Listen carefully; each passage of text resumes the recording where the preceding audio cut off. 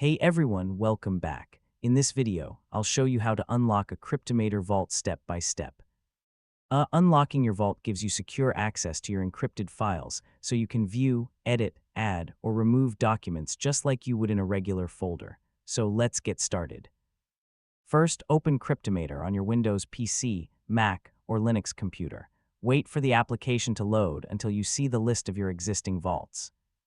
If your vault isn't listed, click Add Existing Vault and browse to the vault's location on your computer or cloud storage folder. Next, select the vault you want to open. Click the Unlock button to continue. Cryptomator will prompt you to enter the password you created when the vault was first set up. Now, carefully type your vault password and click Unlock.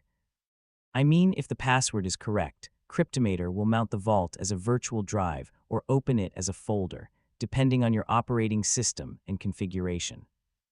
Once the vault is unlocked, open the mounted drive or folder using File Explorer on Windows, Finder on macOS, or your preferred file manager on Linux. You can now copy, edit, delete, or add files, and Cryptomator will automatically encrypt any changes in the background before they're stored. When you're finished working with your files, return to Cryptomator and click Lock Vault. This closes the mounted drive and secures all of your encrypted data. If you forget your vault password, keep in mind that Cryptomator cannot recover it, so always store your password in a safe place. And that's it. You now know how to unlock a Cryptomator vault and securely access your encrypted files whenever you need them.